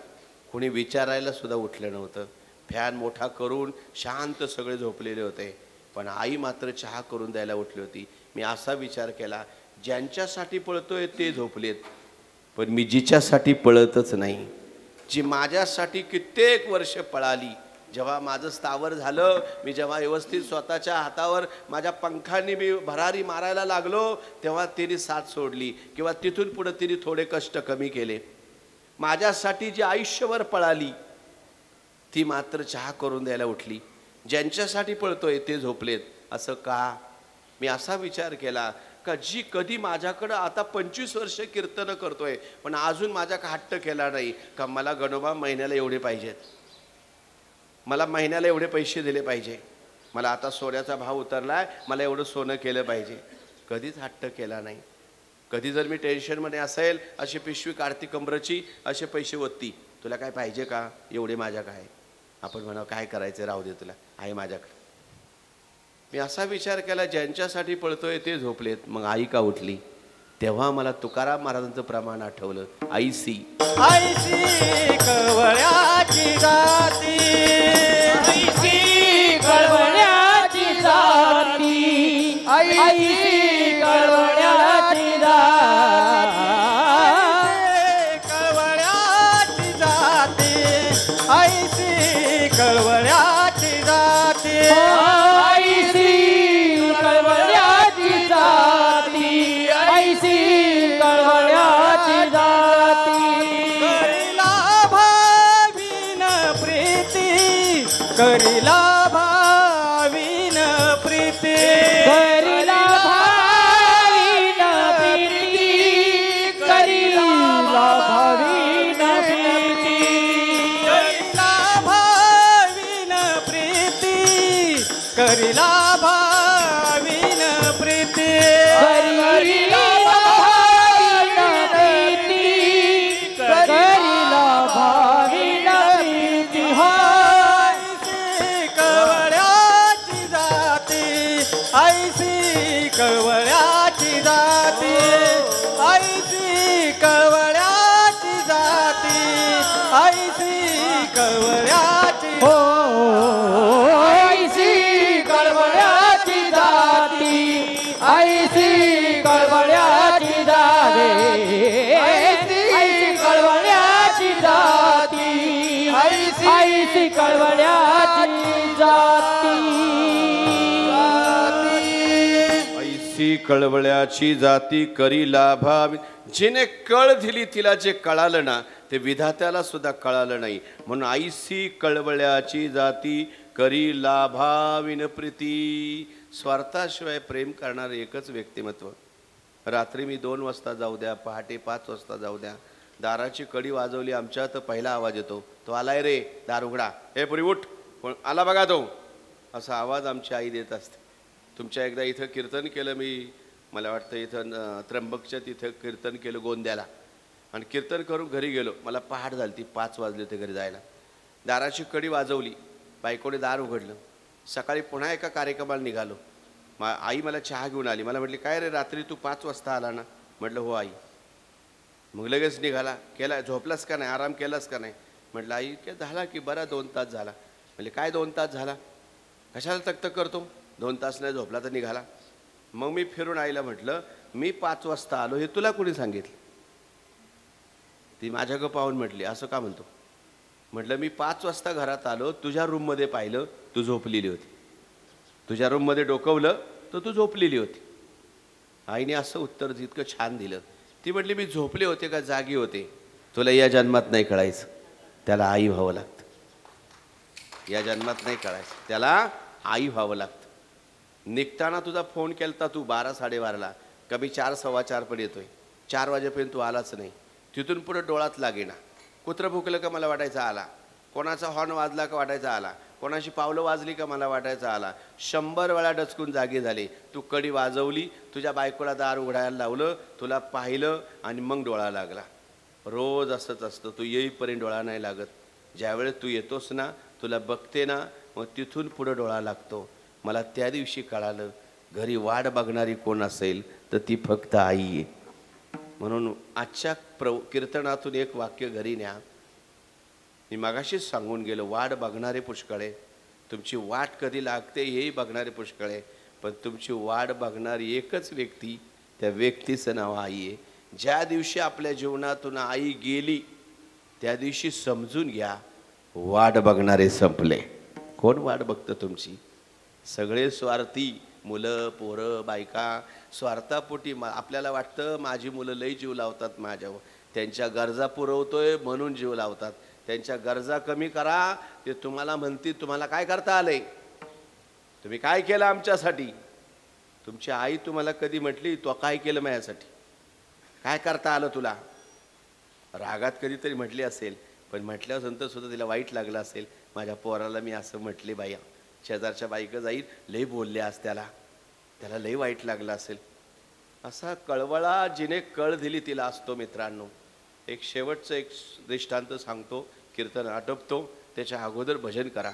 विठोबा खुमाई ठोपार हरी जय जय ठोपार खुमाई जय जय ठोपार खुमाई खुमाई ठोपार खुमाई जय ठोपार खुमाई हरी जय ठोपार खुमाई ठोपार ठोपार खुमाई ठोपार खुमाई टाळ ठोपार खुमाई ठोपार खुमाई. इसे कळवळ्याची जाती करी लाभावीन प्रीती. नाही का, पोटी भार वाहे त्याचे सर्वस्वईस आहे. एक जाता जाता सांगून जाईल, आईवर प्रेम करा मित्रांनो. हे प्रेम आयुष्याला न पुरणारी शिदोरी म्हणजे आई असते. असताना तिला जीव लावा, असताना तिचा वाढदिवस करा. तुमचा 1 वर्षाचा मुलगा झाला, तुम्ही वाढदिवस केला. आपल्या बापाने आपल्या आईचा कधी वाढदिवस केला? आपल्या बापाने त्यांची पत्नी म्हणजे आपली आई, तिचा कधी वाढदिवस केला का आपल्या बापाने? आपल्या आईचा तिच्या बापाने वाढदिवस केला का? आपला बाप 100 वेळा आपल्या आईवर धावून गेला, 100 वेळा शिव्या दिल्या, तरी तिने घर सोडलं नाही. कोणासाठी? लेकरासाठी.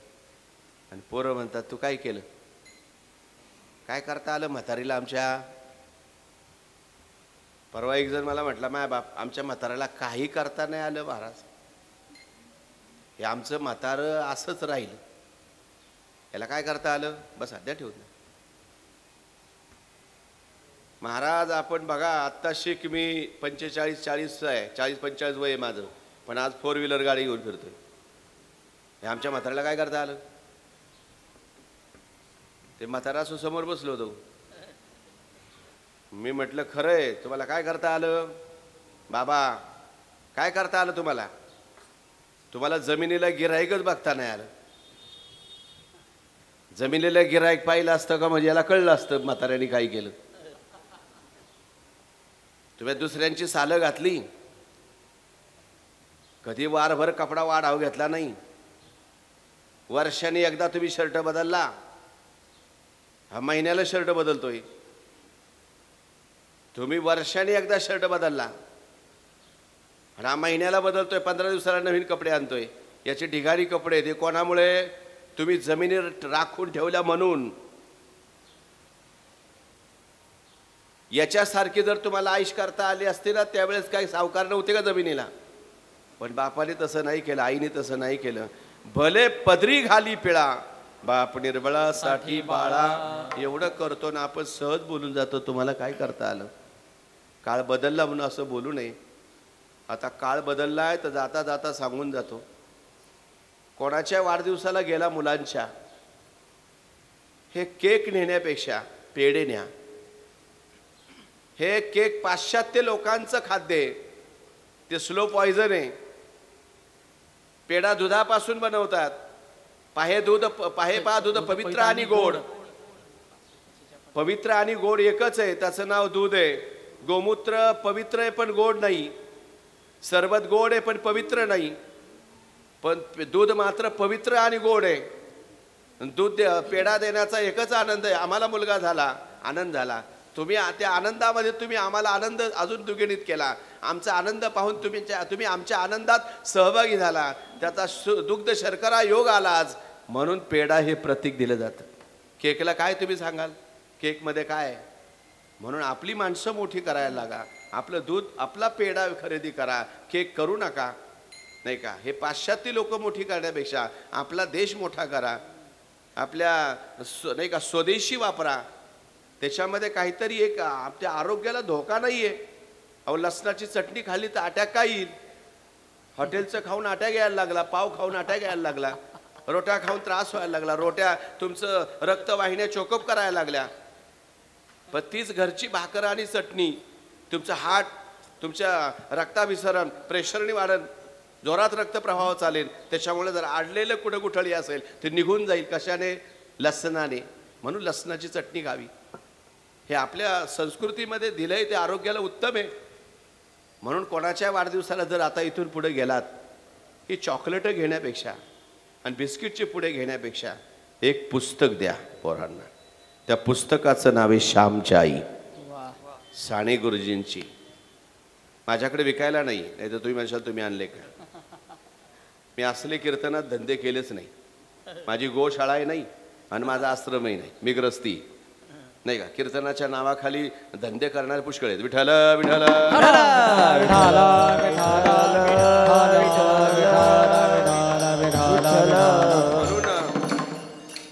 श्यामची आई पुस्तक द्या. मला ते पुस्तक फार भावलं. महाराष्ट्रात जे माझं नाव झालं हे श्यामची आई पुस्तकातला दृष्टांत देऊन झालं.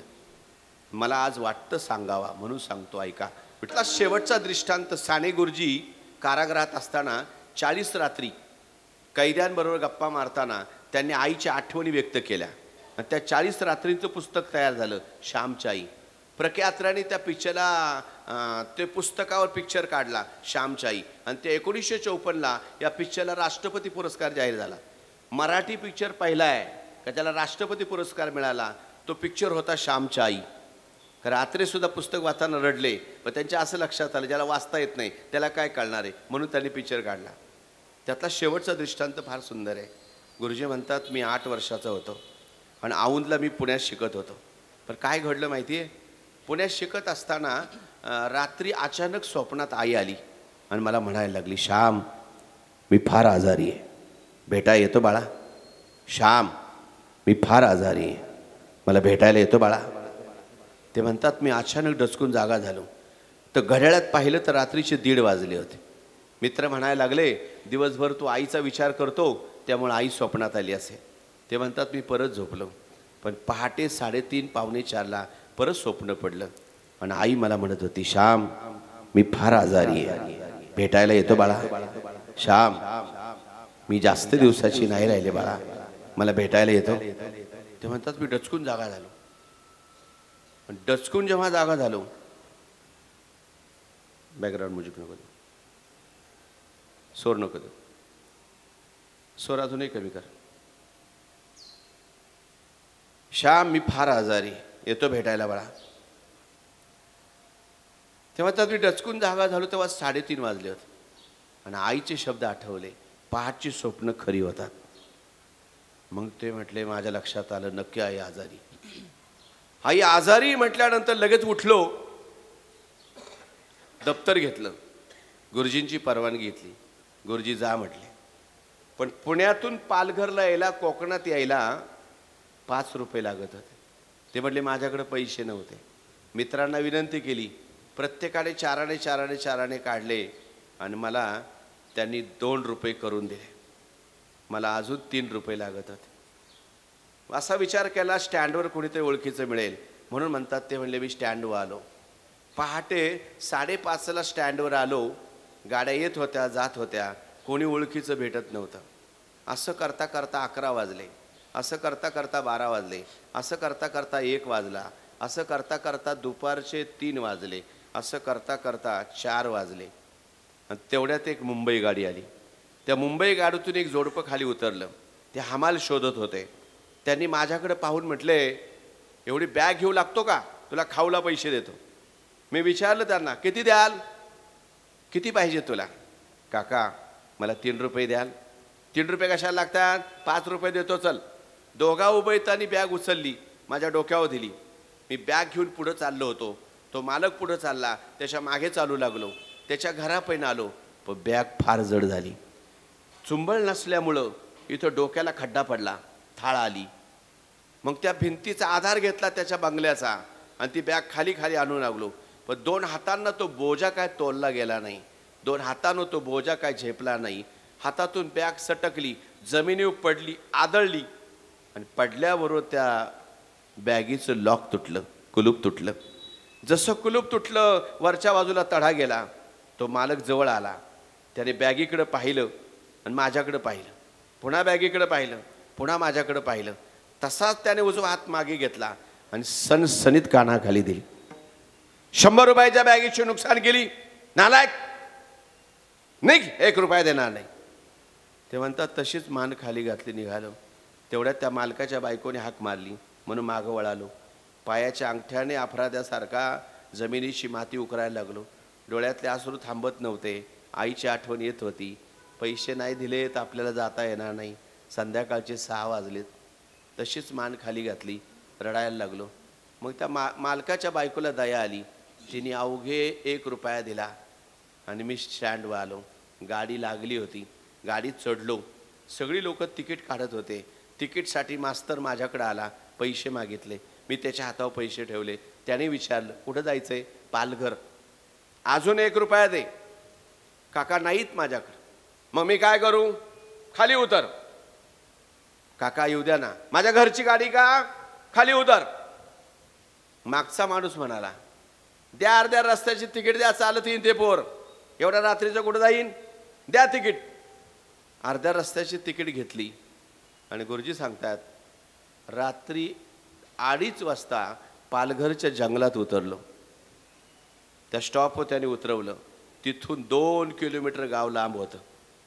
तेवढ्या रात्रीचा जंगलातून चालताना डोक्या इतकं गवत, किर्र झाडी, श्वापदांचे आवाज, जनावरांचे आवाज, पक्ष्यांचा चित्कार, नंतर रातकिड्यांची किरकिर. त्या आवाजाने अगदी भीतीचा काळोख माजला. त्या काळोखात हृदयाचे ठोके वाढायला लागले. पण तेव्हाही आईचा शब्द आठवला. आई म्हणायची, श्याम, भीती वाटायला लागली ना, रामरक्षा म्हणावी. ओठांवर रामरक्षेचे स्वर आले. रामो राजमणी सदा विजयते, रामो रमेशं भजे. अशी रामरक्षा म्हणत मी घरी आलो. त्या अर्ध घराचं दार लागलेलं होतं. आतला मिनविनता दिवा सांगत होता, माणसं जागी येत. म्हणून ते म्हणतात, मी असं दार लोटलं. समोर काय पाहिलं, वडील गुडघ्यात डोकं घालून बसले होते. शेजारच्या आयाबाया बाजूला बसल्या होत्या. मुंबईची आत्या आली होती, पुण्याची मावशी आली होती. गावातली बरीच लोक भाऊंच्या जवळ बसली होती आणि भाऊ गुडघ्यात डोकं घालून बसले होते. कोपऱ्यात एक पंथी तेवत होती आणि तेवढ्यात ते म्हणतात, मी वडिलांकडे गेलो आणि बापाच्या डोक्याला हात लावला. भाऊंनी गुडघ्यातून डोकं बाहेर काढलं, माझ्याकडं पाहिलं, अशी वर मान केली, माझ्याकडं पाहिलं आणि भाऊंच्या डोळ्यांच्या कडा ओल्या झाल्या. खळखळी डोळ्यातून अश्रुधारा आल्या आणि भाऊंनी मान खाली घातली. अशा प्रसंगाला बापाला नाही रडता येत. तेवढ्यात भाऊंला मी विचारलं, आई कुठे आहे, तिला सांगा मी आलोय. भाऊ, फार दमून आलोय मी. बापाने माझ्याकडं पाहिलं, माझ्या शर्टाला गेलेले फणसे आणि रक्ताळलेले पायी पाहिले. तेव्हा भाऊंच्या लक्षात आलं का पोरगं रात्रीचं पळत आले, ठेसाळलेत पायी म्हणून रक्तबंबाळ झालेत पायी, झाडाझुडपांना शर्ट अडकलंय म्हणून फाटलंय, एवढ्या रात्रीचं पोरगं पळत आलंय पुण्याहून. भाऊंना गहिवरून आलं. भाऊनी पुन्हा मान खाली घातली आणि ते हुंदके द्यायला लागले. तेव्हा मी परत विचारलं, सांगा ना आईला मी आलोय. भाऊ काहीच बोले ना. मग शेजारची दुर्गा काकू बसली होती, तिला विचारलं, आई कुठे आहे, ती काही बोले ना. आत्याला विचारलं, आई कुठे आहे ग, आत्या, आई काय झालंय, तुम्ही सगळे जमलेत, कुठे आहे आई. मावशी पण बोले ना, दुर्गा काकू बोले ना, म्हणून ते म्हणतात मी स्वयंपाकघरात गेलो तर चुलीजवळ बहीण चुलीला जाळ घालून तशीच झोपी गेली होती. फाटका परकर, फाटकं पोलकं, विस्कटलेली केस, अंगाचा विळा करून अशी झोपली होती. आणि आमचा सगळ्यात धाकटा भाऊ पुरुषोत्तम पाळण्यात झोपला होता, 2.5 महिन्याचा तो. गुरुजी म्हणतात बाळाकडं मी पाहिलं आणि अक्काला हात लावला. कोणी मला स्पर्श केला म्हणून तिने डोळे उघडून पाहिलं, मला पाहिलं. ती तशीच सरळ उभी राहिली. आणि मग मी अक्काला विचारलं, आई कुठे आहे? आई, तिला सांग मी आलोय, मला पाणी दे म्हणाव, पायावर पाणी घ्यायचंय, गरम पाणी कर, तिला सांग मी आलोय. अक्काने माझ्या खांद्यावर हात ठेवून मला म्हणली, श्याम, आपली आई ना आपल्याला सोडून गेली. कुठं? मामाच्या इकडं गोठ्यावर. कुठं गेली आई? श्याम, आपली आई ना आपल्याला सोडून गेली. कुठं? न येणाऱ्या गावाला. म्हणजे श्याम, आपली आई ना देवाघरी गेली. शेवटपर्यंत सगळ्यांना म्हणत होती, माझ्या श्यामला बोलवा, माझ्या श्यामला बोलवा, माझ्या श्यामला बोलवा. आला का तो? सारखी दाराकडं बघायची आणि भाऊला म्हणायची, त्याला बोलवा, श्यामला बोलवा. शेवटपर्यंत तुझं नाव घेत होती. आईचे डोळे उघडे राहिले होते. तुझी वाट बघता बघता प्राण निघून गेला. जशी आई गेली असं कळालं, श्यामने बहिणीला मिठी मारली आणि मोठ्याने म्हणाला, आई,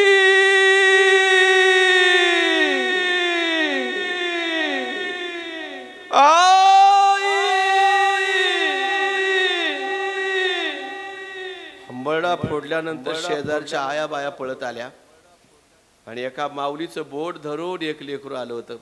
ते म्हणत होतं, आई, श्यामदादा रडतोय, आई, श्यामदादा रडतोय, आई, आई, श्यामदादा रडतोय.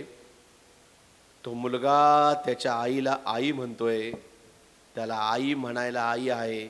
उद्या हाच मुलगा याच्या आईला हाक मारेन, पण उद्या मला हाक मारायला आई नाही राहिली. कवी यशवंताची कविता डोळ्यापुढे आली.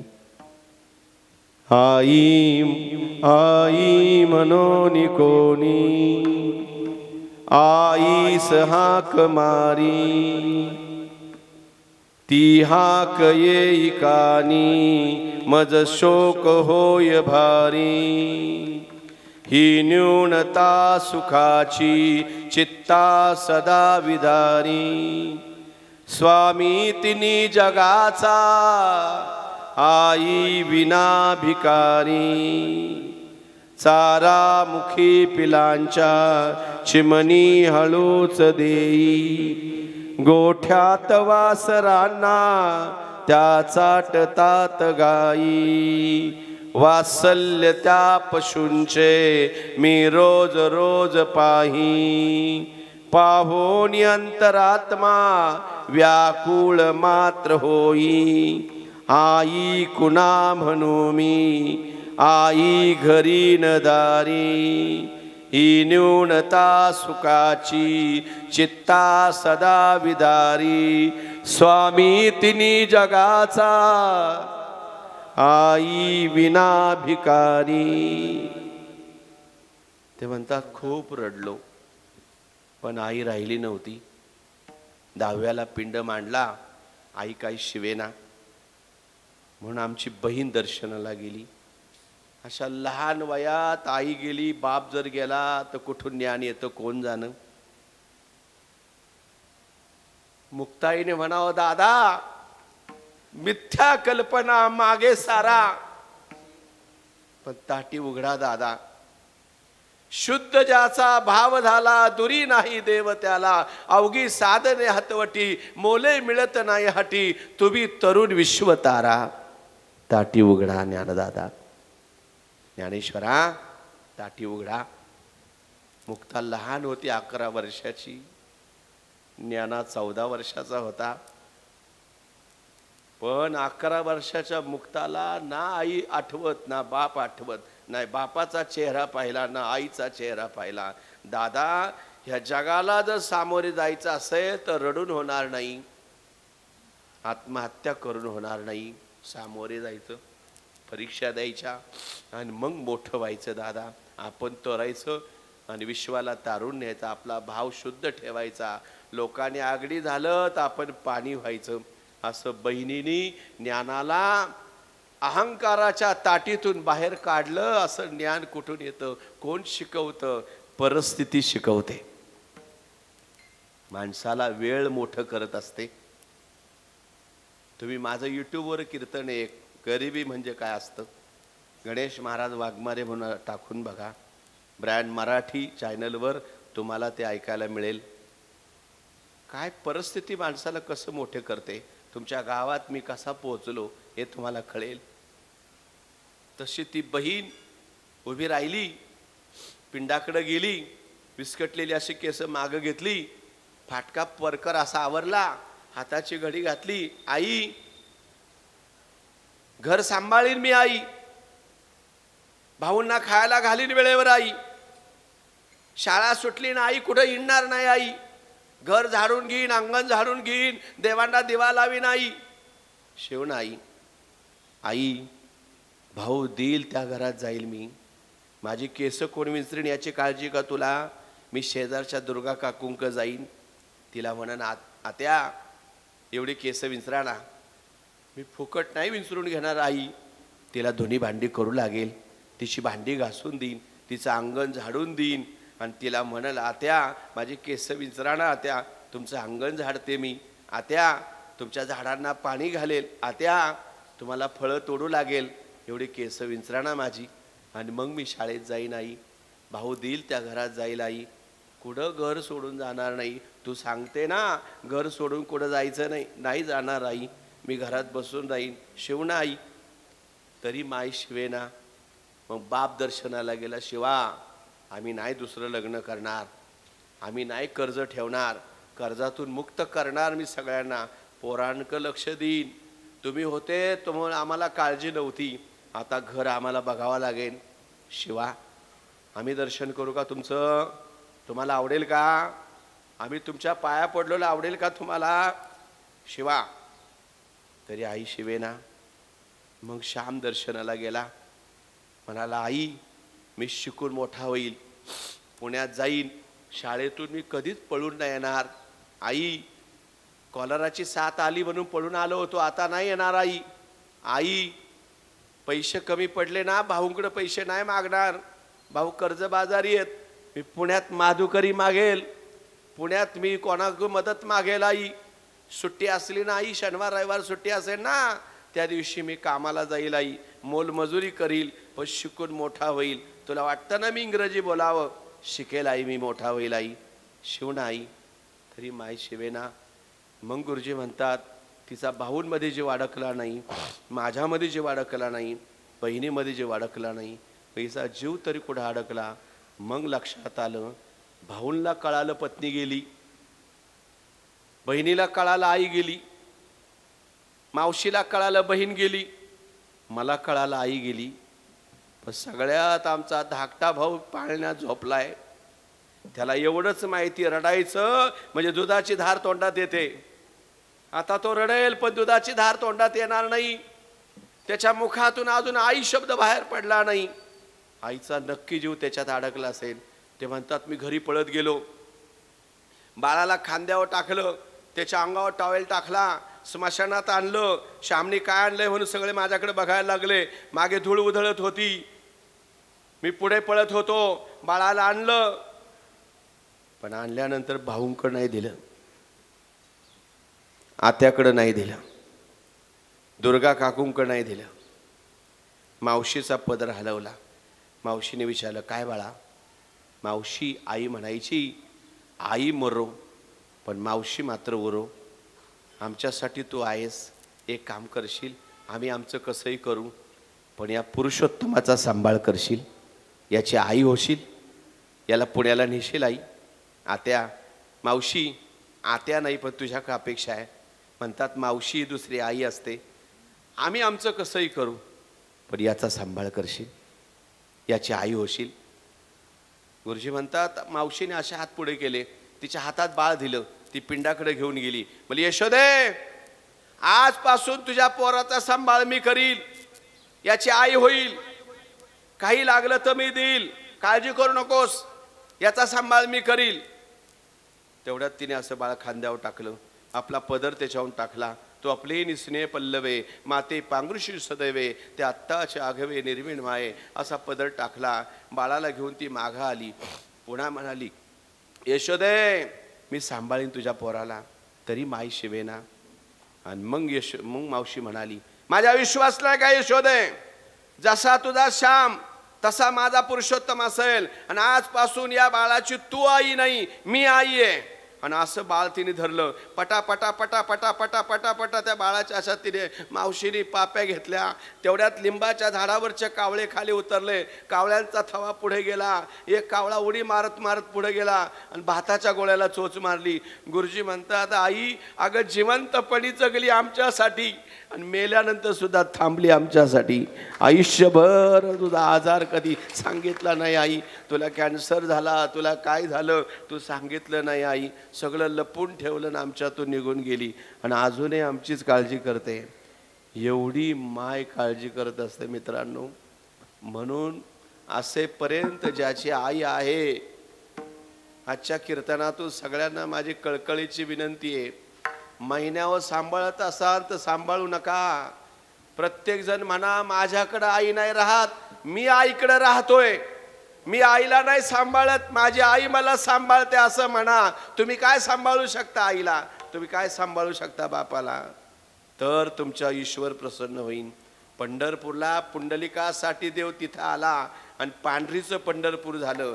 तुमच्या गावाचं का पंढरपूर होणार नाही? पुंडलिकासारखी सेवा घडेल तोच खरा वारकरी आणि तोच खरा महाराष्ट्रीयन. म्हणून महाराष्ट्रात जन्माला आल्यानंतर पंढरपूर का निर्माण झालं एवढं फक्त अभ्यासा, का तुम्हाला आई वडिलांचं महत्त्व कळेल. म्हणून महाराज म्हणतात, असंच प्रेम संत करतात अभंगाचं शेवटचं चरण. तुका म्हणे माझे, तुका म्हणे माझे, तुका म्हणे माझे, तुका म्हणे माझे, तुका म्हणे माझे, तुका म्हणे माझे. तुम्हा संतावर ओझे, तुम्हा संतावर ओझे, ऐसी कळवळाची जाती, ऐसी कळवळाची जाती. तुम्हा संतावरी ओझे, तुम्हा संतावरी ओझे, ऐसी कळवळाची जाती, ऐसी कळवळाची जाती.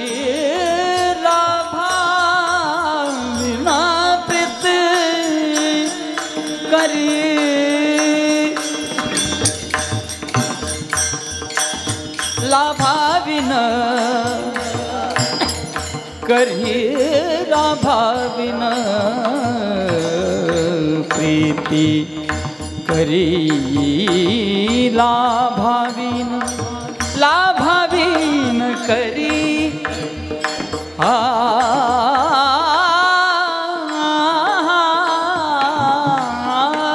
करी लाभाविन प्रीती.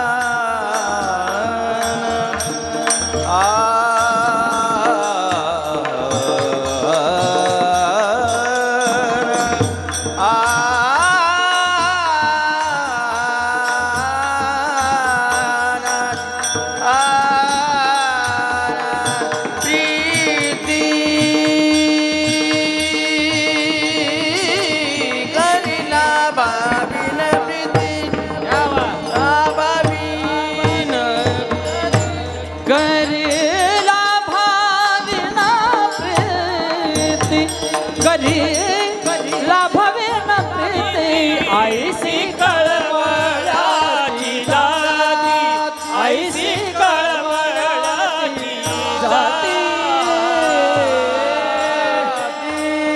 ज्ञानेश्वर माऊली ज्ञानराज माऊली महाराज ज्ञानेश्वर माऊली ज्ञानराज माऊली जय जय ज्ञानेश्वर माऊली ज्ञानराज माऊली जय विठ्ठल जय हरी विठ्ठल जय विठ्ठल जय हरी बरं विठ्ठल सोडा विठ्ठल जय जय विठ्ठल जय विठ्ठल जय हरी आ बोली लिले गुरे वेडे वाकुडे कंबर सोडा क्षमा पर नाही विचारिला अधिकार म्या तुला करा क्षमा पराज महाराज तुम्ही सिद्ध का म्हणे ज्ञानेश्वरा राखा पाया पेकिंग करा करा क्षमा पराध महाराज तुम्ही ज्ञानदेव तुकाराम देव तुकाराम कुंडली गवर्ध हरि विठ्ठल ज्ञानदेव तुकाराम बजरंग बली की